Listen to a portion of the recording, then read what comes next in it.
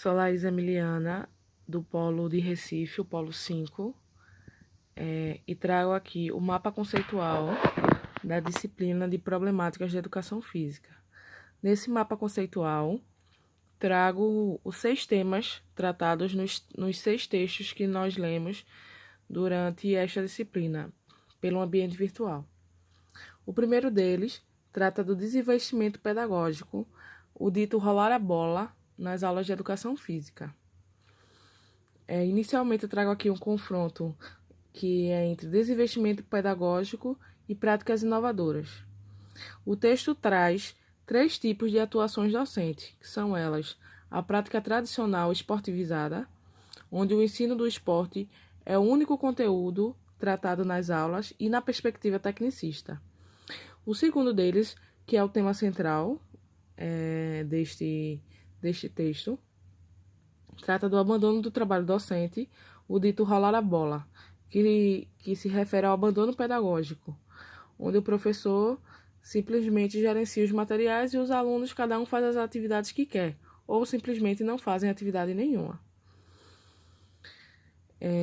As determinantes situações que o texto encontra para as 3 práticas acontecerem são o processo de transformação da educação física, que passou a criticar o método tradicional de ensino, o método esportivizado de ensino e tecnicista,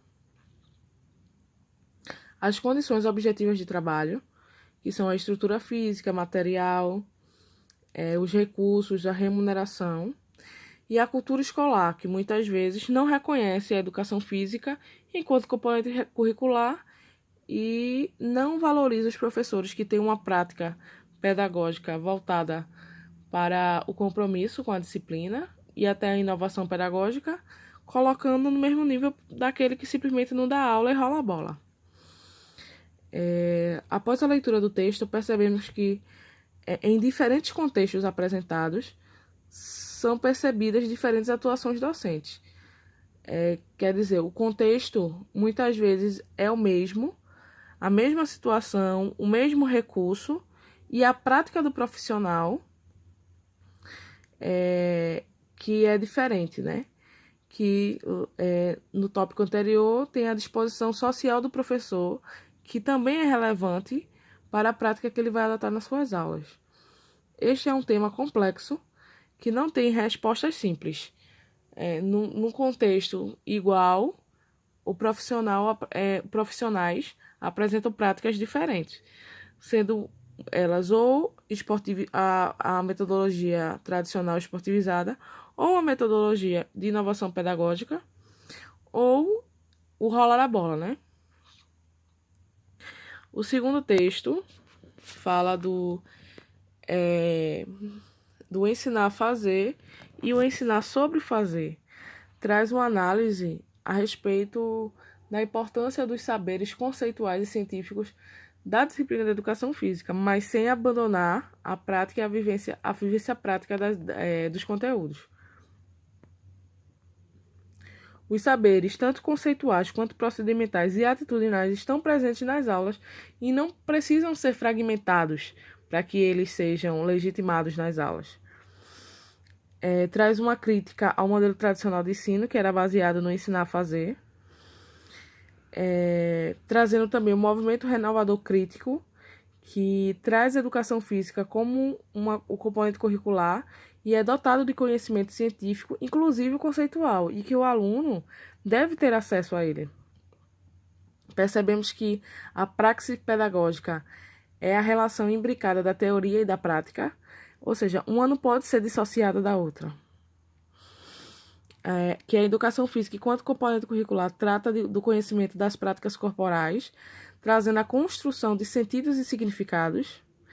E o exemplo que o texto nos traz é o mintonete, que é a vivência de suas regras e da relação com o voleibol. O mintonete é vivenciado pelos alunos na sua prática original. Posteriormente, os alunos fazem uma reflexão e uma comparação a respeito do voleibol e das regras atuais. O terceiro texto fala dos aspectos legais da educação física, que inicialmente que passou a ser componente curricular obrigatório. Chamamos a atenção para que a legalidade e a legitimidade são coisas diferentes, que, apesar de ser componente curricular obrigatório, muitas vezes não é legitimada na escola de tal forma, como vimos no primeiro texto, né, que fala do desinvestimento pedagógico. Em 1971, a educação física era voltada para a aptidão física e tratada enquanto atividade. Já em 1996, ela passa a ser componente curricular obrigatório da educação básica, sendo facultativo no ensino superior. O texto traz uma análise da lei de 2003, que antes, na LDB de 1996, tem os critérios para que sua prática fosse facultativa aos alunos do curso noturno. Já em 2003, ele traz um retrocesso, pois a sua prática passa a ser facultativa em qualquer turno de ensino, mais uma vez afastando alguns alunos das aulas de educação física. Chamamos a atenção também que no ensino noturno praticamente não tem aula de educação física, né? No quarto texto, trata sobre o afastamento e disciplina nas aulas de educação física. A educação física, de acordo com alguns estudos e pesquisas, é apontada como o componente curricular favorito dos alunos. No entanto, é o que tem maior afastamento das aulas. Uma das causas do afastamento apontadas pelo texto podem ser a pouca diversificação dos conteúdos, muitas vezes tratado de forma tradicional, como já falei aqui nos dois primeiros temas, que muitas vezes o esporte é o meio e fim da educação física. Então, o aluno vivencia em toda a educação básica apenas os esportes. Esse é um dos motivos do afastamento, né, apontado pelo texto. O insucesso e a exclusão nas aulas, pela metodologia tradicional ainda, que era baseada no fazer e no ensino das técnicas, onde os mais habilidosos, né, se sobressaíam e os menos muitas vezes eram excluídos das vivências práticas.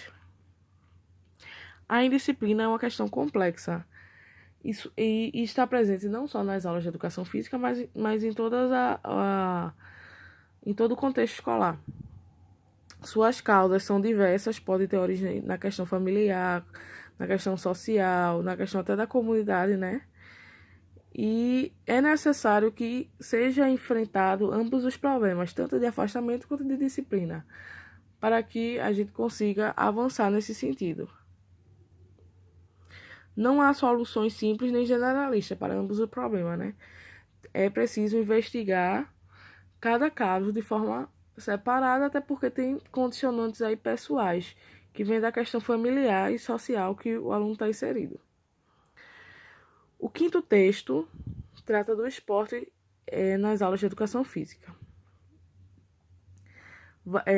O esporte é um dos conteúdos da cultura corporal.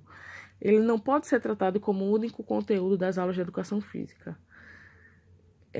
O texto traz a importância da superação do modelo esportivista nas aulas de educação física escolar, onde o esporte passa a ser tratado na visão do esporte da escola, que é aquele esporte pedagogicamente tratado, contextualizado, refletido e vivenciado nas aulas, em detrimento do esporte na escola, que era aquele esporte que trazia suas características e adentrava na escola sem contextualizá-lo e sem tratá-lo pedagogicamente.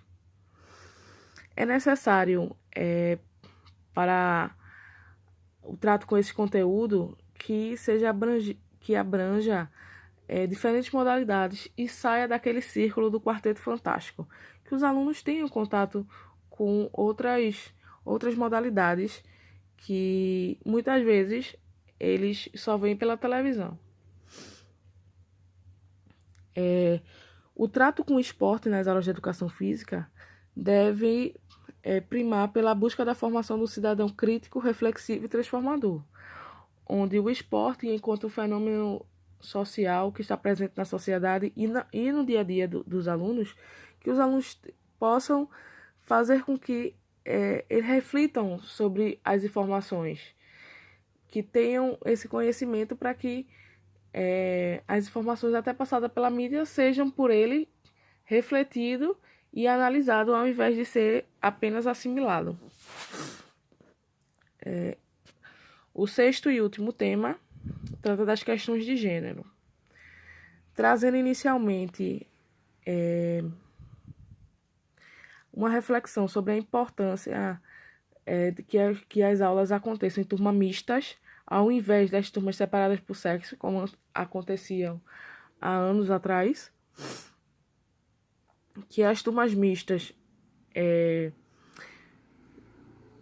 sua formação, suas aulas aconteçam pautadas na equidade de gênero, na consolidação de um ambiente pautado no respeito mútuo, na cooperação e na solidariedade. Tais condicionantes só podem ser vivenciadas pelos alunos quando eles tiverem relação com tanto o sexo masculino quanto o sexo feminino. As turmas separadas por gênero não permitem que se reflita sobre essas questões, não permita que os meninos ajudem as meninas ou joguem ao invés de jogarem separados ou até fazer atividades separadas. Esse modelo deve ser superado. Tanto é que é preciso ofertar aos meninos e às meninas igualdade de direitos e oportunidades e acesso às mesmas experiências nas aulas. Porque muitas vezes, até na minha prática enquanto aluna da educação básica, as aulas eram separadas por gênero e, além de ser separadas por gênero, as aulas aconteciam com conteúdos completamente diferentes, né? As meninas ficavam condicionadas basicamente ao queimado e ao voleibol, enquanto os meninos, a aula de educação física se baseava no futebol.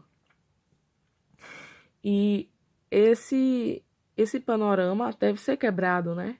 Tanto é que, enquanto professora, todas as minhas turmas são mistas. E ambos o público, tanto masculino como feminino das aulas, eles têm acesso ao mesmo conteúdo e às mesmas vivências práticas, inclusive no mesmo ambiente, eles jogando uns com os outros e realizando as atividades uns com os outros.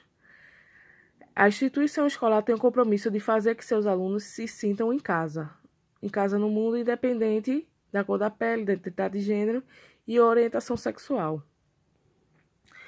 É possível perceber que muitas vezes acontecem situações discriminatórias na escola, fazendo com que uma parte dos alunos, inclusive, abandonem a escola por terem sido vítima dessas situações, e precisamos combater, fazer com que a escola seja mais acessível, que a escola seja mais humana e que tenha um entendimento claro dessas questões de gênero, para poder ajudar os alunos e superar essa fase que os alunos muitas vezes abandonavam porque sofriam preconceito ou situações discriminatórias. Assim, nas aulas, é importante que proponhamos, enquanto professores, atividades que sensibilizem e que favoreçam a participação nas situações inclusivas. O texto traz diversas formas de estratégia que podemos proporcionar um ambiente mais favorável e assim propiciar a aprendizagem do conteúdo da cultura corporal de forma mais solidária e cooperativa entre os alunos, independente do sexo e da orientação sexual. Esses foram os 6 temas tratados nessa disciplina. Espero que esse mapa esteja claro para que fomente a discussão no fórum.